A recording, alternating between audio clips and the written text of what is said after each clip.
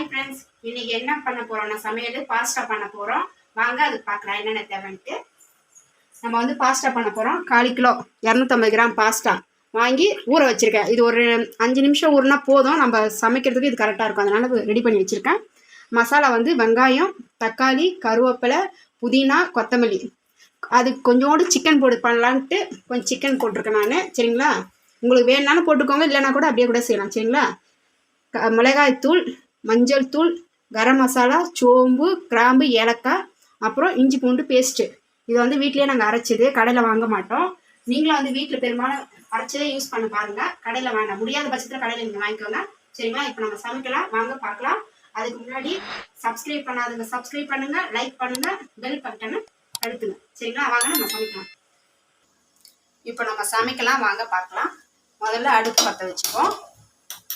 அப்புறம் குக்கர் வச்சுட்டோம். சரிங்களா? இது காஞ்சதுக்கப்புறம் எண்ணெய் ஊற்றணும்.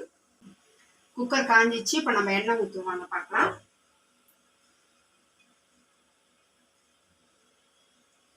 என்னடா ரொம்ப நேரம் ஊற்றுறேன்னு நினைக்காதீங்க, எனக்கு அளவு தெரியும். ஏன்னா இது வந்து ஸ்லோவாக வரும் எண்ணெய், அதனால வந்து 2 ஸ்பூன் எனக்கு அளவு தெரியுதுனால நான் ஊற்றுறேன். சரிங்களா? எண்ணெய் காஞ்சிடுச்சு. சரிங்களா? இப்போ மசாலா போடலாம். சோம்பு, ஏலக்காய், கிராம்பு.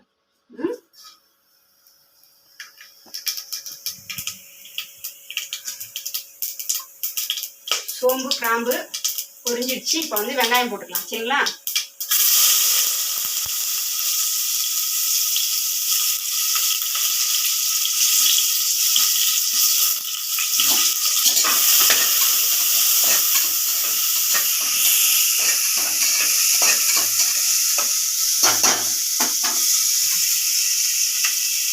அப்புறம் வந்து எடுத்து வச்சிருக்க கருவேப்பிலை போடுறேன்.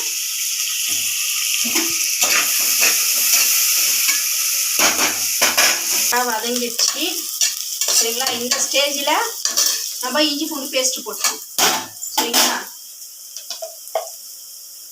1 ஸ்பூன், ஒரு 1.5 ஸ்பூன் போடுறேன் நான் இஞ்சி பூண்டு.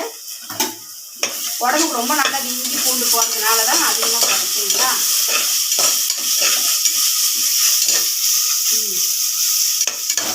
இப்போ இஞ்சி பூண்டு வாசனை போகிற வரைக்கும் நம்ம வதக்கணும். சரிங்களா? இப்போ வந்து இஞ்சி பூண்டு வாசனை நல்லா போயிடுச்சு. சரிங்களா? அந்த ஸ்மெல், பச்சை ஸ்மெல் போயிடுச்சு. அடுத்து வந்து தக்காளி போடணும்.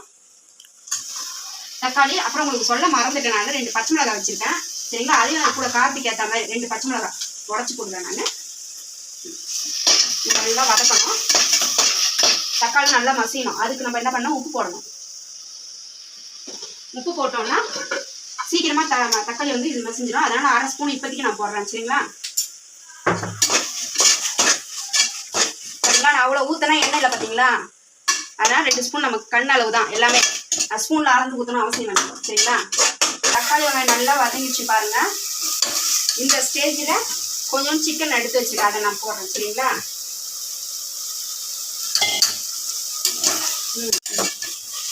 சிக்கன் போட்டு நல்லா நம்ம வதக்கணும். சரிங்களா? இந்த மசாலாவோட சேர்ந்ததுக்கப்புறம் இது கூட வந்து இதில் சேர்க்க வேண்டிய மசாலா நம்ம சேர்த்துப்போம். மஞ்சள் தூள். சரிங்களா? அப்புறம் வந்து கரம் மசாலா, மிளகாய் தூள், அது அப்படியே நம்ம போட்டுக்கலாம். இப்போ நல்லா கிளறணும். உங்களுக்கு காரம் பத்தலைன்னா கூட போட்டுக்கலாம். சரிங்களா?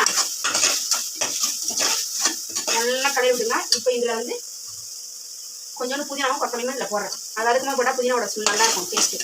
அதனால் புதினா கொஞ்சம் போட்டுக்கோங்க. கொத்தமல்லி நல்லா கொஞ்சம் வதங்கட்டும். சிக்கன் இதில் கொஞ்சம் வேகணும். சரிங்களா? தண்ணி அதே கொஞ்சம் விடும். அதனால் இப்போ நம்ம தண்ணி ஊற்றக்கூடாது. சரிங்களா? அப்படியே வதக்கிட்டே இருப்போம். கொஞ்சம் நேரம் கழிச்சு நம்ம தண்ணியில் எவ்வளோ ஆகும்னு நான் சொல்கிறேன். நல்லா பாருங்க, சிக்கன் வதங்கிடுச்சு பாருங்க. இப்போ இந்த ஸ்டேஜில் வந்து பாஸ்தா எடுத்து நம்ம போட்டுப்போம். சரிங்களா? ஒவ்வொருத்தவங்களுக்கும் ஒரு மாதிரி. சில பேர் தண்ணி ஊற்றி கொச்சதுக்கப்புறம் பாஸ்தா போடுவாங்க. இல்லை மசாலா பண்ணிவிட்டு அப்புறம் அது மேலே வந்து கிரேவி பண்ணி வேக வச்சு தனியாக போட்டுவாங்க. அது ஒரு டேஸ்ட்டு, இது ஒரு டேஸ்ட்டு. சரிங்களா? நான் இப்படி தான் பண்ணுவேன். என்னோட இதுக்கு நான் சொல்லித்தரேன். சரிங்களா? நல்லா கட்டிட்டு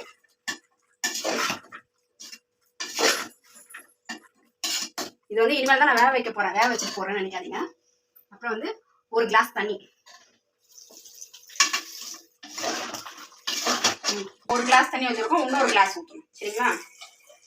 2 கிளாஸ் தண்ணி ஊற்றிருக்கேன் நான். இது எல்லாமே நம்ம கண் அளவு தான். சரிங்களா? இந்த அளவுக்கு தண்ணி இருந்தால் போதும். இது முங்குற அளவுக்கு இருந்தால் போதும். இதுக்கு மேலே தண்ணி ஊற்றினா ரொம்ப கெட்டியாக இது களி மாதிரி ஆகிடும். ஒரு விசில் விட்டாலே போதும் எனக்கு. சரிங்களா? இதுக்கு வந்து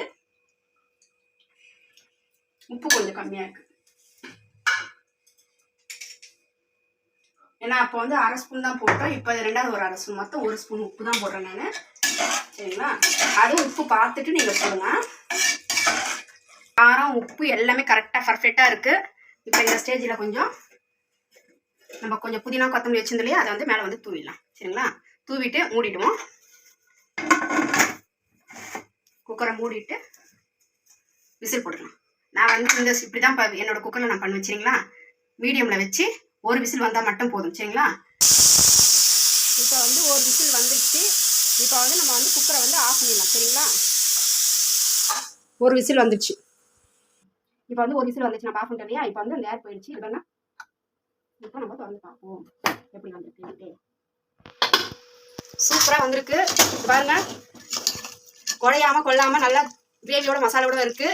இல்லைங்க, என்னதான் தான் நம்ம தனியாக செய்யறதோட இப்படி செஞ்சா செம்மையாக இருக்கும் டேஸ்ட்டாக. சரிங்களா? இது பிடிச்சிருந்தா லைக் பண்ணுங்கள், சப்ஸ்கிரைப் பண்ணுங்கள். சரிங்களா? பெல் பட்டனை தட்டுங்க. இதோட நம்ம அடுத்த வீடியோவில் பார்ப்போம். ஓகே, பாய்.